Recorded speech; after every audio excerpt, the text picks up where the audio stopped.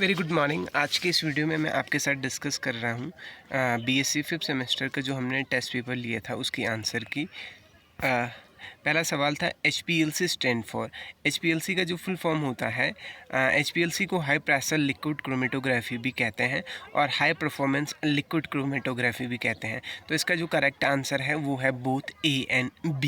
High pressure इसलिए कहते हैं कि क्योंकि क्रोमेटोग्राफी में सेपरेशन के लिए हम प्रेशर का इस्तेमाल कहते हैं, और परफॉर्मेंस इसलिए कहते हैं क्योंकि जितने भी क्रोमेटोग्राफिक टेक्निक आप यूज़ कर रहे हैं उसमें ये सबसे बढ़िया टेक्निक है, क्योंकि इसमें आप आइडेंटिफिकेशन के साथ रेजोल्यूशन भी उसका कर पाते हैं। ठीक है। दूसरा सवाल है gas chromatography is use for the gas chromatography is use for separation of compound that can. इसका करेक्ट आंसर है वेपराइज विदाउट डिकम्पोजिशन। ऐसे कंपाउंड का सेपरेशन गैस क्रोमेटोग्राफी करती है कि जो बिना वेपराइज हुए बिना डिकम्पोज हुए वेपराइज हो जाते हैं। So option number A is correct answer. Now question number third is TLC can be used for separation of ceramic, phytic acid, pesticide and all of these। तो इसका करेक्ट आंसर है D, all of this. चौथा सवाल है which of the following is use as a carrier in gas chromatography. Gas chromatography में किसका बतौर career काम किया जाता है? ऑप्शन है carbon dioxide, oxygen, helium and methane. यो इसका जो भी करेक्ट आंसर होगा वो मैं आपके लिए छोड़ रहा हूँ, आपको कमेंट करके मुझे बताना है ये। पाँचवें सवाल पे आते हैं। In chromatography technique which of the following is most appropriate for the quantitative analysis of substance.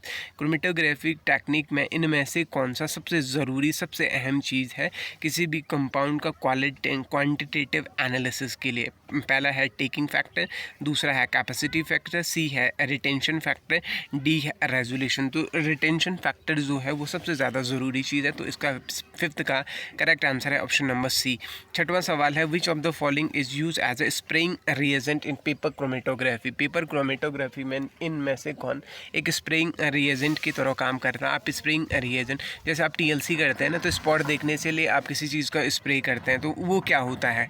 Concentrated SC। इसका करेक्ट आंसर पे आता है, करेक्ट आंसर है ninhydrin solution. Option number C is correct answer. छठवां सवाल है ion exchange chromatography is based on electrostatic attraction. इसका correct answer है आयन एक्सचेंज जो क्रोमेटोग्राफी होती है वो इलेक्ट्रोस्टैटिक अट्रैक्शन पे डिपेंड करती है, तो इसका करेक्ट आंसर है ऑप्शन नंबर ए। आठवें सवाल पे आते हैं। In thin layer chromatography the stationary phase is made of dash dash and mobile phase is made of. Ion exchange chromatography में, थिन लेयर क्रोमेटोग्राफी में जो स्टेशनरी फेज़ होती है वो आपका सॉलिड होता है, जबकि आपकी मोबाइल फेज़ क्या होती है? लिक्विड होती है। तो ऑप्शन नंबर ए क्या है? करेक्ट आंसर है। नौवां सवाल पे आते हैं। In which type of chromatography the stationary phase is held in the narrow tube and the mobile phase is forced through under the pressure। ये हमने पहले पढ़ा हुआ है। इसका करेक्ट आंसर है कॉलम क्रोमेटोग्राफी।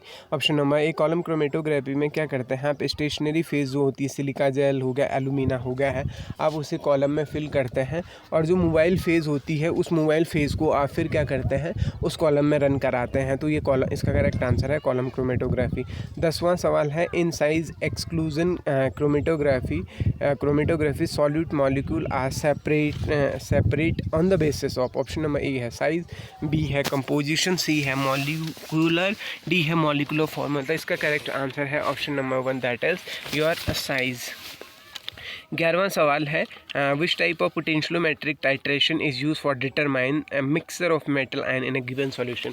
ये हम पोटेंशियोमेट्रिक टाइट्रेशन जब पढ़ रहे थे, हम उसमें एप्लीकेशन पढ़ रहे थे, तो उसमें मैंने बताया था कि जो आपका कॉम्प्लेक्सोमेट्रिक टाइट्रेशन होता है वो मेटल आयन के सेपरेशन के लिए यूज़ होता है। जैसे वो हार्ड वाटर में आप कैल्शियम और मैग्नीशियम का सेपरेशन करते हैं कॉम्प्लेक्सोमेट्रिक टाइट्रेशन के थ्रू। तो इसका जो करेक्ट आंसर है वो है option number B that is complexometric titration. Calomel electrode कोई शक ही नहीं है इस पर।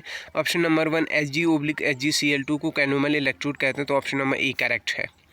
13वां सवाल है इन pH metric titration that is insensitive electrode that is insensitive to the pH of the solution।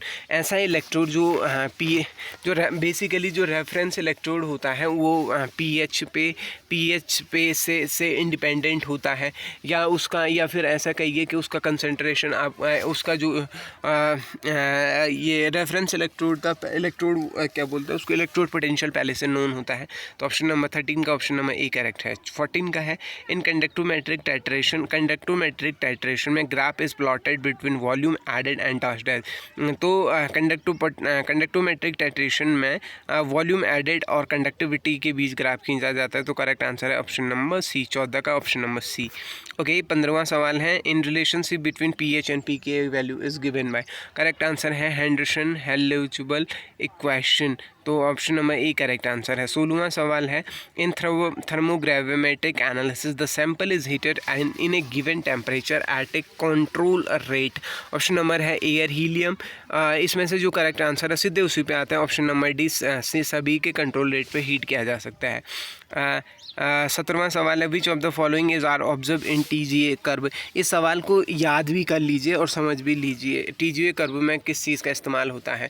Basically जो H2O होती है वो 100 degree calcium oxalate monohydrate C2O4.H2O। तो इसमें जो H2O लूज़ होता है 100 डिग्री सेल्सियस पे, CO लूज़ होता है 400 डिग्री सेल्सियस पे, और CO2 लूज़ होता है 680 डिग्री सेल्सियस पे। ओके जी। 16वां सवाल आता है जनरली हीटिंग रेट ... पर minute is usually recommended for reliable and reproducible TGA। तो इसका करेक्ट आंसर है आपका option number A, that is 3.5 degree Celsius. ये डायरेक्ट याद करने वाला है। 19वां सवाल है application of TGA determination of composition for studying the sublimation behaviour of various substance. TGA is use to study kinetics of reaction rate constant, D all of this. इसका 19वां का करेक्ट आंसर है ऑप्शन नंबर डी।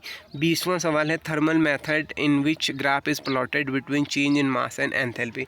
ऐसा कौन सा thermal method है जिसमें mass change और enthalpy के बीच ग्राफ खींचा जाता है। तो करेक्ट आंसर है DTA, answer number C correct है। 21वां सवाल है हाईएस्ट एनर्जी अमंग फॉलोइंग। सबसे ज़्यादा एनर्जी होती है ग्रीन की, रेड की, वॉयलेट की, ब्लू की। अगर वेवलेंथ पूछता, समझो वेवलेंथ और एनर्जी क्या होती है, इन्वर्स होती है। मतलब वेवलेंथ ज़्यादा होगी तो उसकी एनर्जी क्या होगी, कम होगी।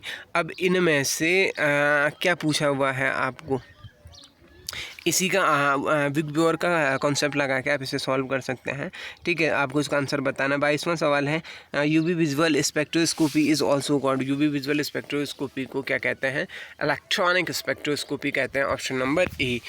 अब आते हैं हम 22वां सवाल according to the BS law absorbance. BS law पे एब्जॉर्बेंस किस पे डिपेंड करती है, कंसंट्रेशन पे, पाथ लेंथ पे, बोथ ऑफ दिस पे। तो BS लॉ में जो कंसंट्रेशन होती है वो पाथ लेंथ और कंसंट्रेशन दोनों पे डिपेंड करती है। तो ऑप्शन नंबर सी करेक्ट है। सिग्मा से सिग्मा ट्रांजिशन होता है, तो सिग्मा से सिग्मा इस तरह जो ट्रांजिशन होता है वो सैचुरेटेड कंपाउंड में होता है, और एक ही यहाँ पे सैचुरेटेड कंपाउंड है वो क्या है, एल्केन है। तो correct answer option number C. Highest IR frequency for alkane, alkyne and all are equal. मतलब समझो भाई बॉन्ड ऑर्डर जितना ज़्यादा होगी उसकी IR फ्रिक्वेंसी उतनी ज़्यादा होगी। तो इनमें से एल्काइन में सबसे ज़्यादा बॉन्ड ऑर्डर एल्काइन का है, तो उसका जो फ्रिक्वेंसी होगी वो भी सबसे ज़्यादा होगी। Spectroscopic technique use for the functional group detection. IR जो स्पेक्ट्रोस्कोपी होती है वो फंक्शनल ग्रुप डिटेक्शन के लिए यूज़ होती है। तो करेक्ट आंसर है ऑप्शन नंबर डी। ओके जी। Which of the following factor of vibrational stretching frequency of diatomic molecule depend. जो मैंने अभी भी बताया था, डायटोमिक मॉलिक्यूल की जो फ्रीक्वेंसी होगी वो फोर्स कांस्टेंट पे डिपेंड करते हैं। तो correct answer option number A है। 28वां सवाल which is the correct increasing order of stretching frequency. Same सवाल है। तो कार्बन ट्रिपल बॉन्ड कार्बन की फ्रीक्वेंसी सबसे ज़्यादा होगी, फिर कार्बन डबल बॉन्ड कार्बन, फिर कार्बन सिंगल बॉन्ड कार्बन। तो करेक्ट आंसर है ऑप्शन नंबर बी। ओके। 19वां सवाल है the frequency of vibration of a bond is function of which of the factor.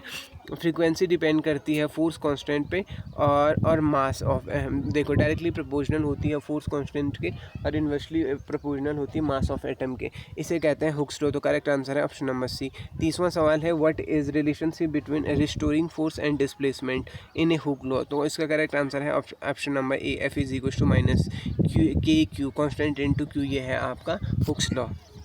A t test is significant test to assume. T test किसके लिए इस्तेमाल होता है? Correct answer बता रहा हूँ, option number A correct answer है। T test का इस्तेमाल हम दो सेट ऑफ डाटा के मीन को कंपेयर करने के लिए होता है। तो यहाँ पे ऑप्शन नंबर ए करेक्ट हो गया है। The instrument with the high precision implies this. 32वां सवाल है, अगर किसी इंस्ट्रूमेंट की हाई प्रेसिशन तो उसका कोई मतलब कोई लेना देना नहीं है एक्यूरेसी से। तो ऑप्शन नंबर सी करेक्ट है, does not imply anything about measurement of accuracy. 33वां सवाल है, low accuracy measurement from a high precision instrument are normally cause by bias of measurement. Option number एक करेक्ट आंसर है। 34वां सवाल, for instrument degree of reproducibility क्या होता है? प्रिसिशन।